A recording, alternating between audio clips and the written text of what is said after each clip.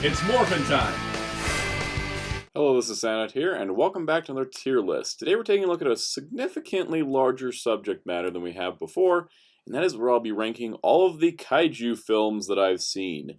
In total, there are 70, so I really don't want to waste too much time. I am ranking these traditionally in S to F tier. I added an F tier for Kaiju movies specifically because I actually have things that want to go here. And I really don't want to talk too much about these, but I want to try to get a reason across of why they're in the tier, but there is a lot. So I really want to kind of keep this nice, consistent, and a little moving along. So if I'm too brief, ask me my full thoughts in the comments. I don't mind whatsoever. So let's begin. I've ordered these by series of films. So for example, we're doing all of the Toho Showa era first, then the Gamera movies. So chronologically is when each series started. So on that note, let's get to it. So first up, we have Godzilla from 1954. Absolutely a trendsetter in the film industry. It's what created the Kaiju Eiga genre, as well as essentially the Tokusatsu genre in general. This is where it all began. I've studied this film extensively. I love it deeply. It's going in the S tier. Next up, we have Godzilla Raids Again. It's a very quick sequel. This came just a year after Godzilla. And it's alright. I don't think it's as strong as the original Godzilla. I think it tries to replicate that same mystery, but we already know what Godzilla looks like, so it doesn't hold up as well. I'm going to put that sort of in a B tier. Next up we have Rodan. Now Rodan got his own movie prior to being a supporting character in the Godzilla films, and I actually really like this movie a whole lot. It's probably one of my favorites. I don't know if it's as strong as some other Kaiju films that came later, but I think it does actually set up kind of a better sympathetic storyline for a Kaiju than some do later. So it's going in the A tier for me. Next up we have the Mysterians, also known as Earth Defense Force. This was an interesting movie because it was a Kaiju film, but it wasn't in a traditional sense, the way that Godzilla and Rodan had kind of presented themselves. So I actually like how it's different from other Kaiju films. But overall, it's one of those movies I think that established a lot of things, but not necessarily executed them as well as others. That being said, I really do like Mothra, so it's going in the B tier above Raids Again. Next up, we have Varan. Now, Varan is actually a Kaiju film I hadn't seen for a long time. I'd sort of heard about Varan, but when I actually did end up watching it, I really, really enjoyed it. It's actually pretty solid overall, and it does introduce a lot of cool new concepts to the Kaiju world. So it's going to go below Rodan, but Varan is still high up on my list. Next up, we have Mothra. I really do like the original Mothra. Just like with Rodan, I think it establishes a lot of the tropes of a more sympathetic Kaiju, and I think that when it goes into that, it's really good at doing so, especially with the introduction of the Mothra fairies, because it gives kind of a voice for Mothra to speak through. So also going in the A tier, just above Rodan. Next up we have Ominous Star Gorath, a movie that is so dull I don't even remember most of it. I just remember that a walrus showed up in the end, and that's what qualifies it as a Kaiju movie. That's going in the F tier. Alright, next up we have King Kong vs. Godzilla. Now this is a classic version. I'm going to be ranking this mostly off the Japanese version, but honestly both versions are pretty solid. This movie is really good at introducing the King Kong mythos into the Toho Kaiju universe, and I think redefining it in a very interesting way. I enjoy watching this one a lot. It's going in the A tier, just above Varan, but it's honestly pretty good. And also it should be said, if you can't tell by this point, I'm a big Showa junkie when it comes to the Kaiju films. I mostly prefer Showa era films. There is that charm to the idea they're kind of figuring things out still, and the special effects work is very charming. So like even when there's gaps and you can kind of see where, some things aren't like perfectly done, the imperfections add to the charm of the overall final product. So if you see me ranking a lot of Showa Kaiju stuff high, that's why. Next up, we have Matengo. Now, Matengo is not a traditional Daikaiju Eiga film. There's not a giant monster involved. It's more of a psychological thriller, which is really different for this genre, and I actually really appreciate that. It's closer to, The Thing than it is, say, Godzilla, but Matengo does have its roots in the Kaiju films, and the Matengo mushrooms themselves end up appearing later on. So overall, I'm going to put Matengo above Mysterians. I actually really think Matengo is a solid thriller film, and I do recommend checking it out because it honestly it's worth watching. So next up we have the undersea warship, also known in the West as Atragon. This is the movie that introduced the Gotengo to the Godzilla universe. It would come up later again, like Godzilla Final Wars, for example. It's a really interesting movie. I think that it does a lot of cool things, and it has a lot of interesting stuff with like Pacific Islands specifically. There was a lot of tropical locations, so it gives it a vibrant sort of look to it. It's also going to go straight above Godzilla Raids Again, but it's going in the B tier. It's a very solid movie. Mothra vs. Godzilla. I think this is the classic first like major clash kaiju film. You had Godzilla fighting Anguirus in Raids Again, but this is the time where you took two previously established kaiju and had them fight. Mothra was top billing because Godzilla hadn't had a movie in a long time at that point. This is an interesting movie. I really do like it. It's classic. It's going in the A tier. All right, next up we have giant space monster Dogora. Just like with Gorath, I don't remember much of this movie, and if a kaiju movie is that forgettable, it doesn't deserve a higher ranking. And I don't think too many people are going to fight me on this. It's going to go slightly above Gorath because it does decide to have a kaiju in it from the beginning and not just tack it on at the end. Next up we have Ghidorah, the three-headed monster. One of my favorites, probably of the Godzilla specific movies, one of my top 5. So it's going in the S tier. I'm going to put it above original Godzilla just from personal preference. It's great. I love the dynamic, especially with Larva Mothra just trying to get everything under control. Next up we have Frankenstein Conquers the World, also known as Frankenstein vs. Underground Monster Baragon. This is actually a really good movie that has an even better extended cut. If you ever can find the version of this known as the Octopus cut, it actually adds a lot more scenes to help the pacing of the film. And honestly, Frankenstein vs. Baragon really is a movie that I wish could get better distribution worldwide because I think more people should see it. It's going in the A tier. Next up we have Invasion of Astro Monster. Now, this is the sequel to Ghidorah the Three-Headed Monster. It's not as good. I think it's still got some merits to it, but it's going to go above Raids Again, but still in the B tier. It's going below Atragon. It's going in the B tier. War of the Gargantuas, also known as Frankenstein's Monsters, Sanda vs. Gaira. This is a sort of sequel to Frankenstein vs. Baragon, clearly using some of the same elements and storylines. I don't think it's as good as Frankenstein vs. Baragon, especially not as good as the Octopus cut. So it's going in B. It's going to go above Mysterians, though, because I do enjoy it. Next up, we have Ebirah, Horror of the Deep. This is kind of a weird one because this movie was originally conceived as a King Kong film, where King Kong would be fighting Ebirah. It was later changed to Godzilla fighting Ebirah, so Godzilla's personality is a little whacked. But I'm going to put it in the C tier just because I don't think it holds up as well as some other movies, even though I still enjoy it. I think enjoyment is besides the point here.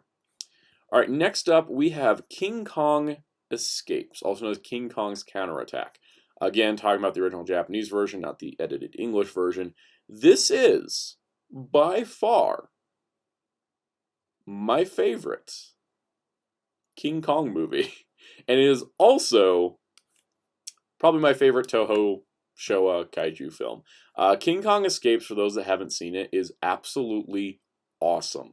It has so many great elements to it. It has I love it when the human story melds perfectly with the kaiju story, in particular ones where there is kind of a villain human who is working with or controlling kaiju or trying to get control of kaiju. I love that. I eat it up. So King Kong Escapes has that in spades, and the ending sequence on Tokyo Tower is one of my favorite sequences in all of cinema. It is too good to put into words.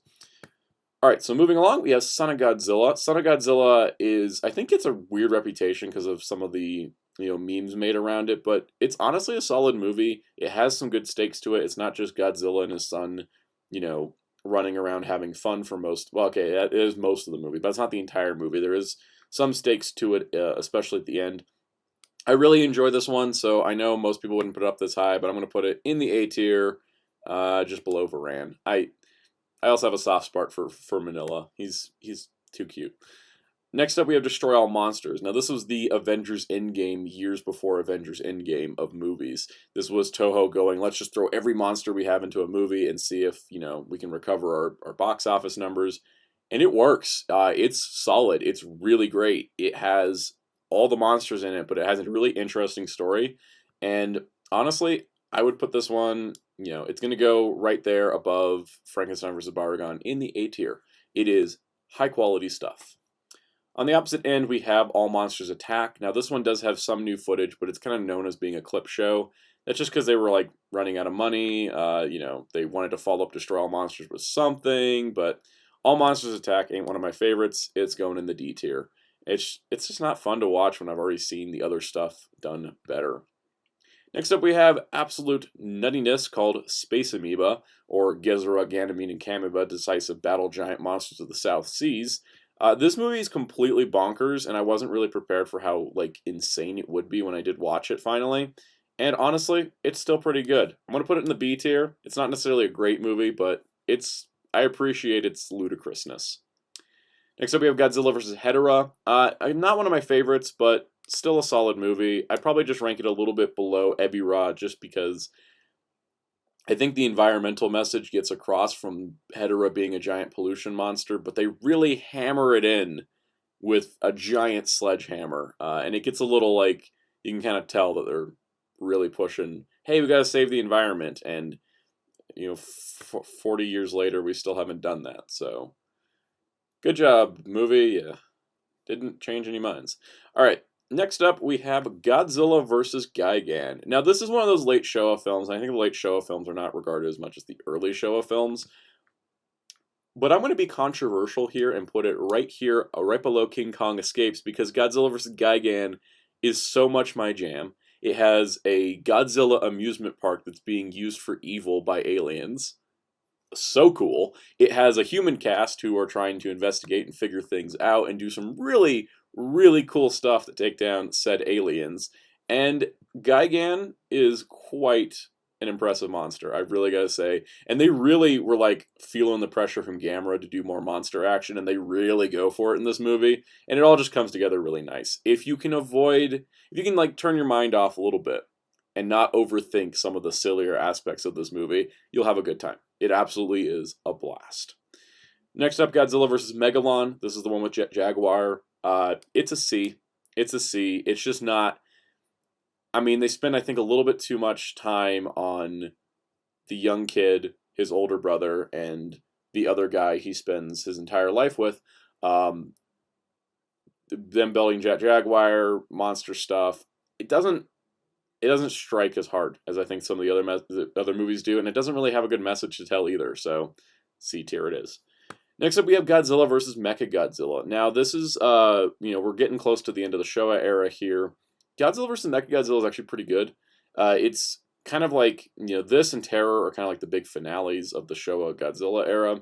But, I think that in a lot of ways, the movie has some really great elements to it, like when Mechagodzilla first was revealed as one of my favorite shots ever filmed in a kaiju film. But overall, the movie itself, I think, does suffer from some of those late Showa, kind of sillier tropes to it. But it is an impressive feat of work. So I'm going to put it below Mothra vs. Godzilla. I'm going to take Terror of Mechagodzilla, which I also find to be really good, and put it just above it. I think Terror just inches it out because its human story connects more with the kaiju story, which is a very important thing for me. Alright, so let's move over to the other side of the kaiju world. Let's get out of Toho's realm. Let's go over to Daiei. Let's talk about Showa Gamera. They were pumping these things out one year after another. So let's go through them because they blend together in my head. First, Gamera stands out. They did it in black and white, even though it was 1965. Easier to save money because color film was more expensive. However, I think that this movie does do a decent job of having kind of a scary Gamera, which doesn't fit in line with the rest of the Gamera, kind of the Gamera friend of children of humanity sort of idea. So it's a little out of place in that way, but I still kind of appreciate it. So it's going to be a low B, but it's still pretty good. Godzilla vs. Baragon gets on my nerves, though, because Baragon's the Toho Kaiju, Barugon's the Gamera one. Baragon is a movie where the human cast and the human plot could be... If you take all the scenes of the human characters and cut out all the scenes of the kaiju, you still have a cohesive movie. The kaiju are completely superficial in this movie. The human characters don't even notice when they're fighting. They don't really care because it's more about a treasure hunt. And the director said he wanted to do a treasure hunt movie, and someone at Dai is like, but you got to put the giant turtle in, and he just slapped it in there. So honestly, for me, it's one of the better ones, but it's still going in D tier because I don't like the way that the human cast is completely superfluous, or the kaiju are completely superfluous. The two sides don't mesh at all.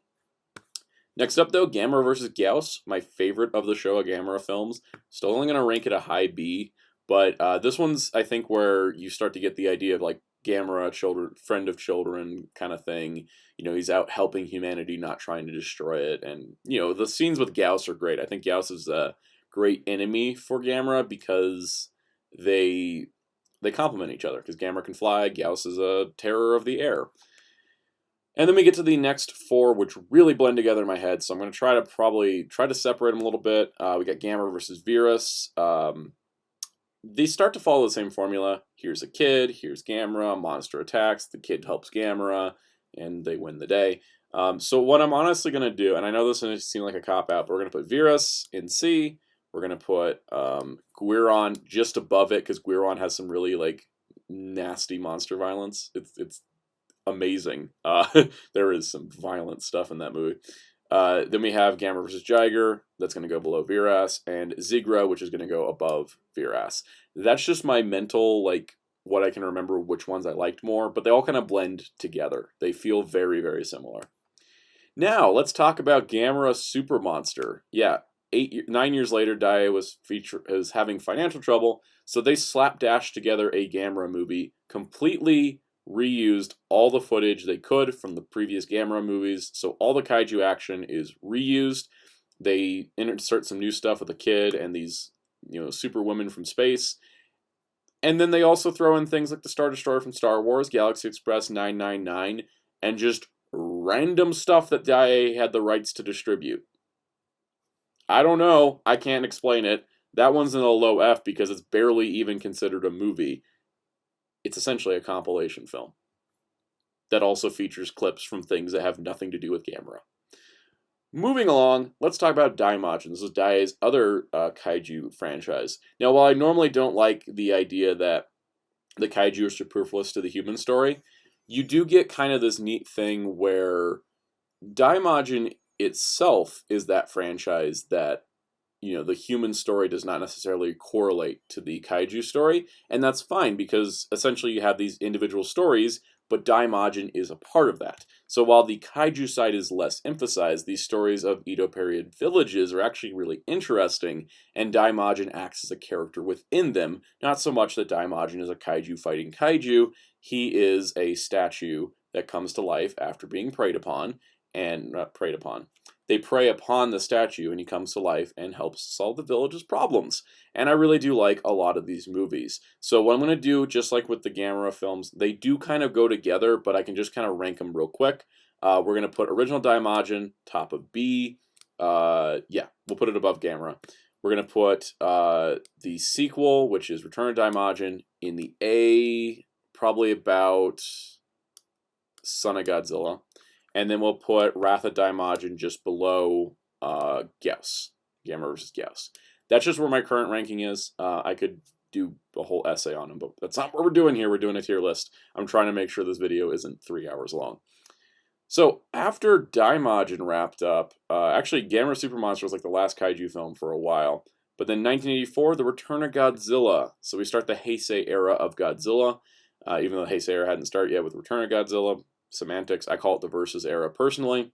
This was a sequel to the original 54 Godzilla, and it ignores the continuity of the rest of the Showa films, but it starts this new continuity. And I think this is a really solid movie. I don't know if it's one of my favorites because I think it's really well made, and it builds on a lot of the themes of the original Godzilla film, and a lot of the special effects work is really, really cool. And, you know, I want to rank it super high, but it's just not, it doesn't vibe with me as much as other movies. So what I'm going to do is put it about, you know, there. I'll put it above, you know what, it's going to go high B. Sorry, Daimajin, you're getting a little push there, but it's going to go above the others, just because I do really like it, and I do really respect that movie. However, the one I do like more is Godzilla vs. Biollante. This one's definitely going in the A for me. As the tier list starts to expand, you can't even see the whole thing at once. The A tier, probably... it's going to go above Mothra. It's going to go above Mothra there. But Godzilla vs. Biollante has some of the most impressive special effects work I have ever seen in a kaiju film, and is honestly one of the best films for effects work, but its story is actually really good at making Biollante a sympathetic character, which is really impressive considering it's a plant. And honestly, I really, really like Godzilla vs. Biollante. The next movie we have is Godzilla vs. King Ghidorah. Now, this one I don't like whatsoever. This movie is a confusing mess of time travel, stupidity, because it doesn't make any sense. The story is dumb. The monster work isn't great. And on top of that, it forgives imperialist Japan for a lot of its terrible actions. And that... No, sorry. This one's going below Gamera Super Monster. That's how much I don't like it. Again, I could do a whole essay on it, but I think I talked about it in my video I did where I reviewed every movie I watched in 2021. I talk about it more there. I talk about most of these there, actually. So if you want more thoughts, check that out. But yeah, no, I don't like that movie whatsoever. Moving on, Godzilla vs. Mothra, Battle for Earth. This one's okay. It's not great. I'm gonna put it after Ebirah in C. That's just where I'm feeling it right now. Godzilla vs. Mechagodzilla, sometimes known as Mechagodzilla 2. This one's actually pretty good. Again, the Mechagodzilla movies seem to hit different. Like they're better than a lot of their counterparts. So it's gonna go and be probably just under Matango. Really like Matango. Next up, Godzilla vs. Space Godzilla, which also known as Godzilla's clone from space comes to Earth and starts being a jerk.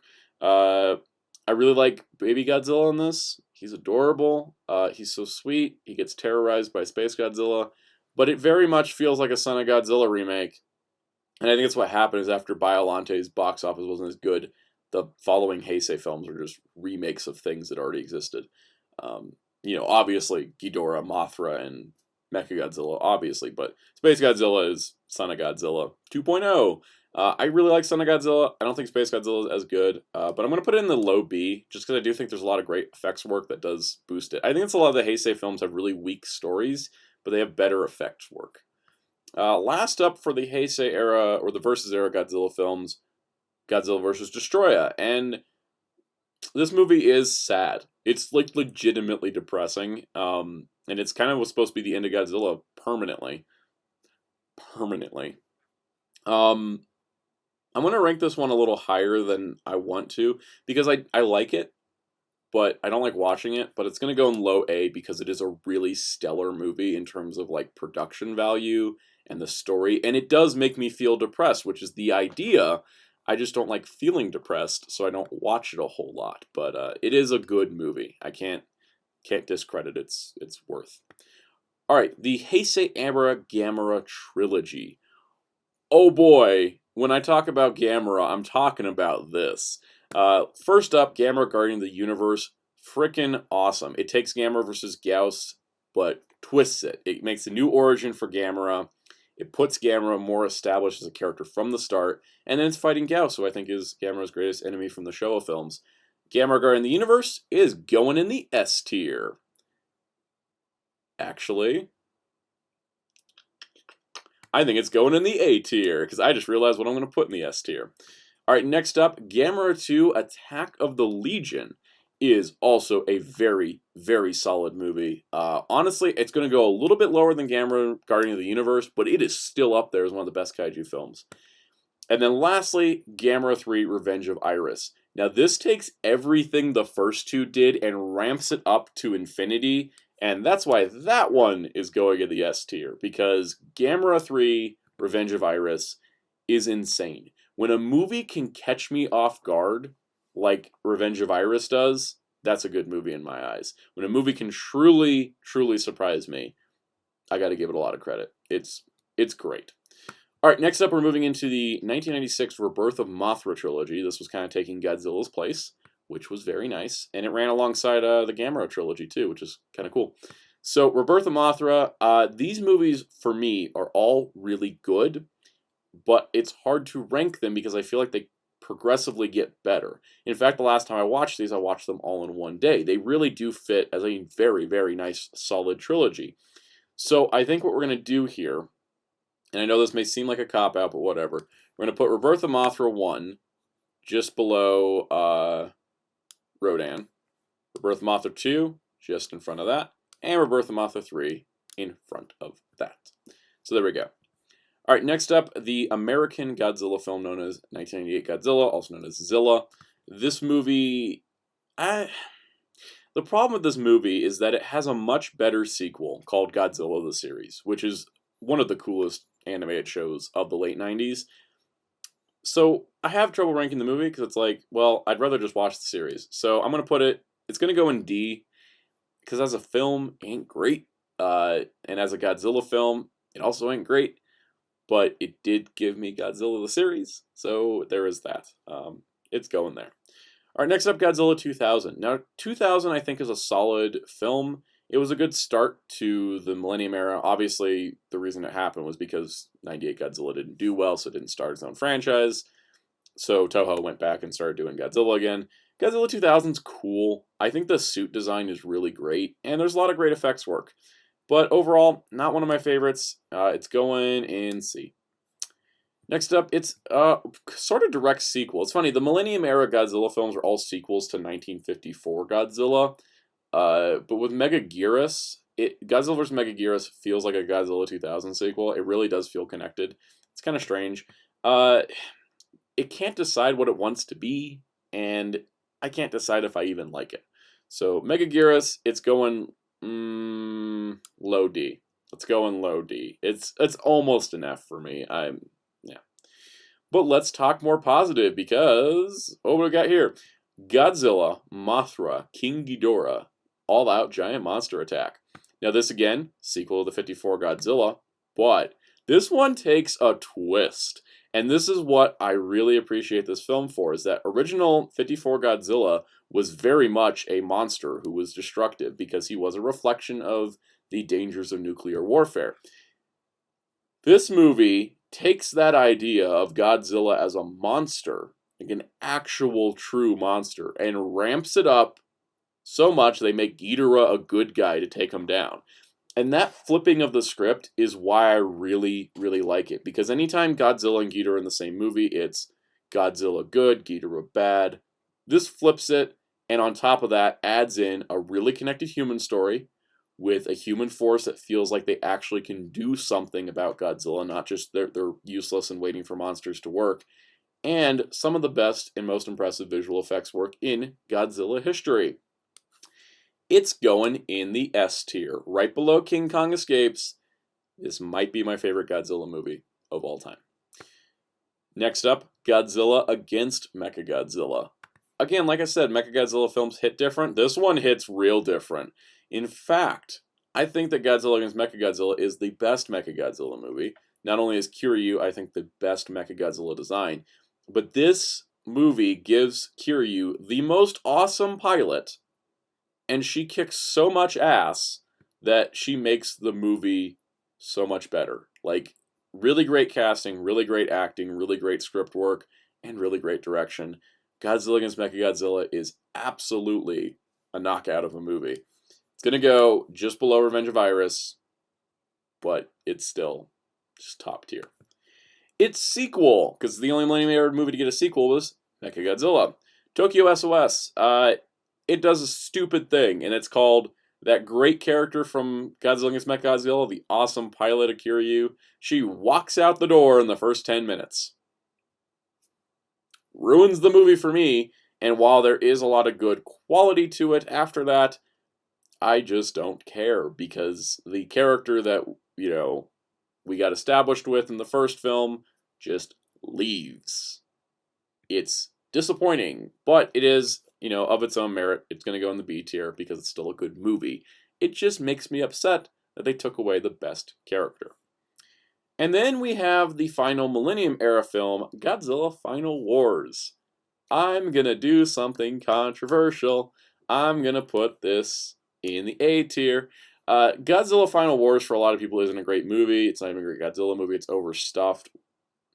I don't care. This is one of the most fun Godzilla movies. It is part martial arts movie. It is part alien conspiracy movie. It is part kaiju movie. It has every kaiju imaginable, pretty much. Stuff from, like they bring in Kamunga. Like they're not even talking about like the main kaiju. They're bringing in everybody.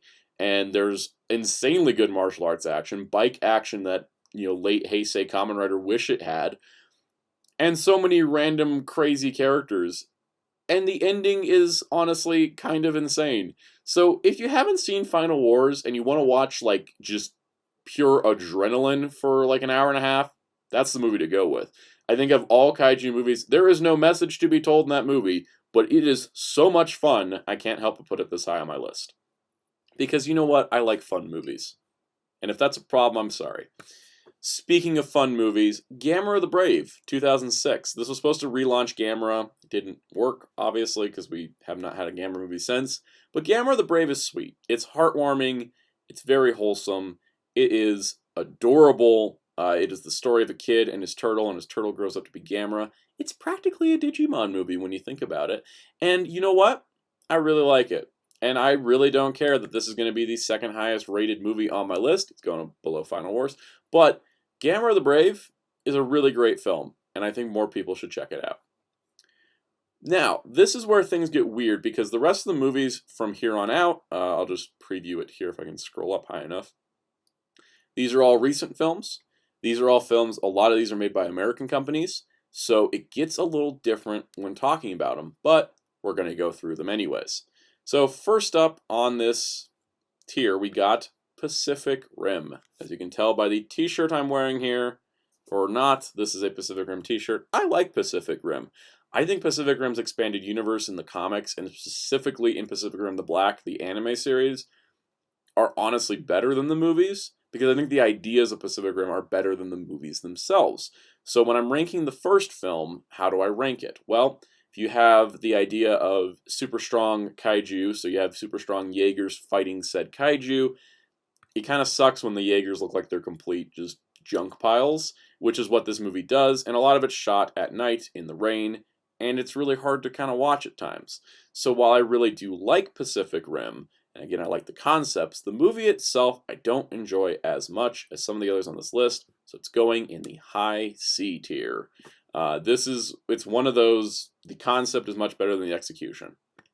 Pacific Rim Uprising is less of a kaiju film and more of a super robot movie, because there's robot on robot action. Jaegers are fighting Jaegers, but they also start doing some cool stuff where they start introducing kaiju tech into Jaegers, and that is really cool. Plus, I think they actually framed a lot of the action sequences a lot better. They're cleaner, more distinctive. There's some that take place during the daytime, some in different locations like the polar ice caps. Pacific Rim, I understand, because the breach was in the Pacific Rim. They had all the kaiju fights there in the water, in the dark time.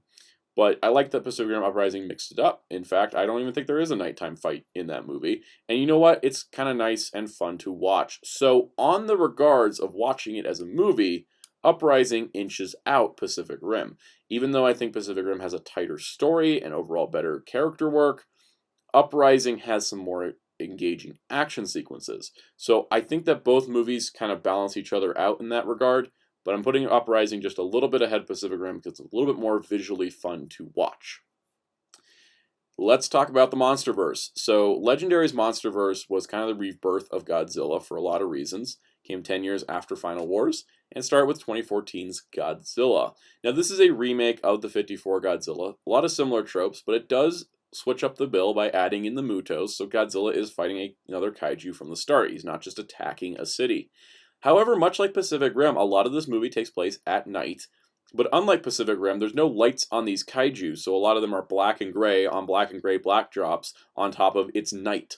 So it's really hard to see a lot of the action unless you're watching it in the best resolution possible, which is on the recent 4K release because they recolor graded the film.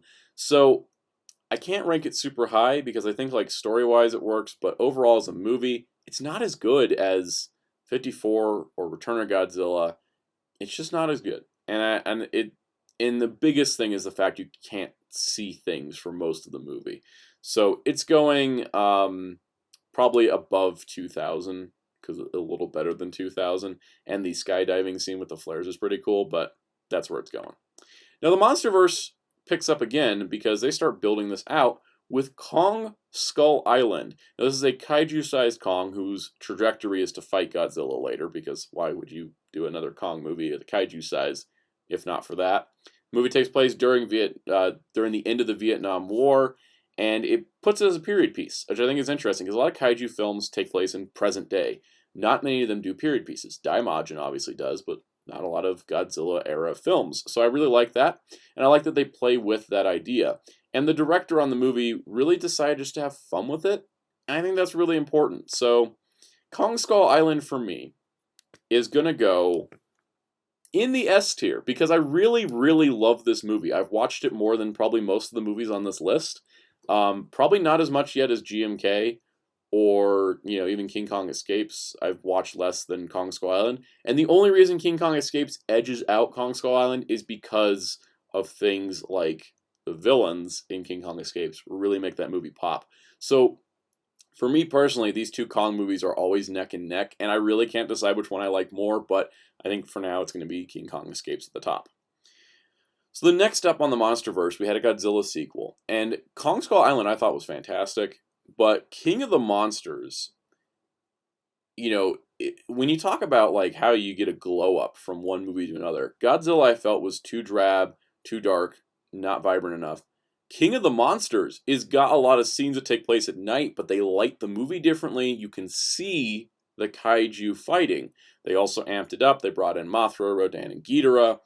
They really pushed this movie. In addition to that, they gave a human story that, again, much like King Kong Escapes and Gigan, the human characters are directly influencing kaiju action and are directly involved. It's not like, oh, we gotta run away from the kaiju, oh, we gotta get this thing done to help defeat the kaiju. They are actively on two sides helping the kaiju, working with the kaiju, and fighting alongside them. And it clicks so well. I honestly think it's great.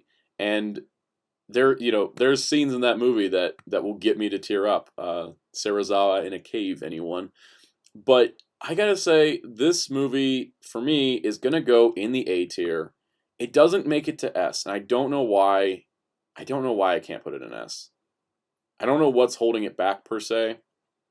Unless I just want to put it right there at the end of it. Yeah, it's gonna go at the end of S. This is honestly, it's just super stellar stuff. This is the kind of thing that I want more kaiju movies to do.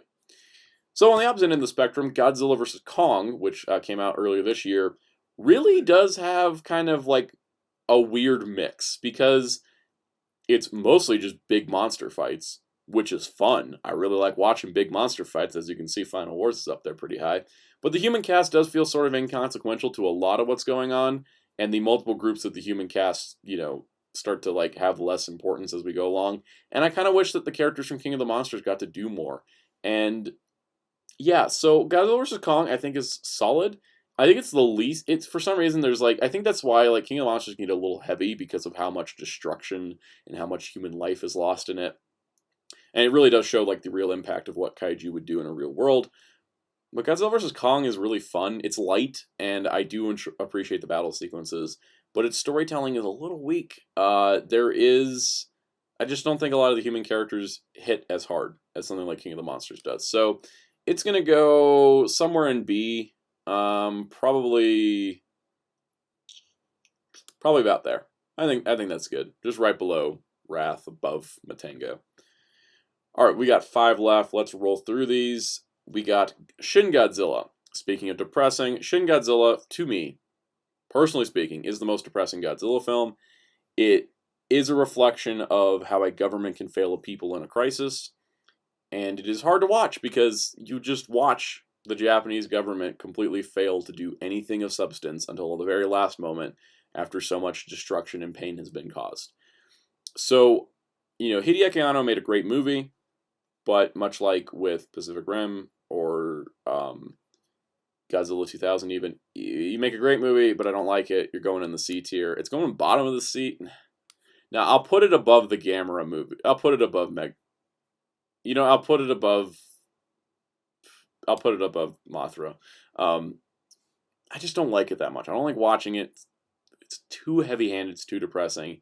It's really frustrating watching the human characters run around like they can't do anything when there is opportunities given to do so. All right, so let's talk about the Godzilla anime trilogy. Let's just load this thing up. You know, I'm just going to place them, and I think y'all can figure out what I think of them. So, 1 goes there, 2 goes there, and 3 goes there. I don't like them at all. They're too slow, they're too dragged out. Nothing of substance happens for most of the runtime. You could compact all into one movie, and nothing would be lost. I don't like them. They're also really poorly animated. I can't believe those are theatrical releases. They don't look good at all. And then lastly, we're going to wrap it up with something that just came out a couple weeks ago. Godzilla vs. Hedorah 2021. Now, this is a short film, but it was shown on a theatrical screen. It was released on YouTube. I bet if you look it up, you can find it. It's awesome. So, Godzilla vs. Hedorah 2021 has no real story. It's just made for the 40th anniversary of Hedorah. And it was shown at the Tokyo International Film Festival. It is 5 minutes of kaiju action and no story, but it is the first suit-based kaiju action that Toho has done since Final Wars. So they dusted off the Final Wars Godzilla and Hedorah costumes and shot a short that uses really cool camera angles and really neat, different adjustments, plus music from the original films. It's such a great thing to see suit action again, because as much as I do like King of the Monsters, as much as I do like Kong Skull Island, or obviously I like Kong Skull Island and King of the Monsters. They're right there at the top. They get there by story. The visual effects stuff, there is a difference of CG versus, the actual suit work. So while it doesn't have a story, Godzilla vs. Hedorah 2021 for me is going to go right around... It's going to go right under Biollante, because legitimately speaking, it is so much fun to watch, and it is so well made in the kaiju suit department that I can't help but put it up high. It's wonderful. It really is. It feels like, it also felt like Toho didn't miss a step. I think that, it's not perfect, but it felt like a nice return to Godzilla with suits. So that's my ranking. I'm going to scroll through here. So obviously my S tier here is 9 movies. So my top 10, I guess, would be King Kong Escapes, Kong Skull Island, GMK, Gigan, Ghidorah the Three-Headed Monster, Original Godzilla, Gamera 3, Revenge of Iris, Godzilla Against Mechagodzilla, King of the Monsters, and Final Wars. And then everything else falls in place below that. So there's my A tier, all the way down to the F tier. So that is my tier list. I've talked for 43 minutes at this point. I'm going to wrap it up here. If you agree with me, let me know. And if you don't agree with me, let me know. If you want to know more of my thoughts, like why do I hate the anime trilogy so much, you could go into it. Let me know in the comments down below.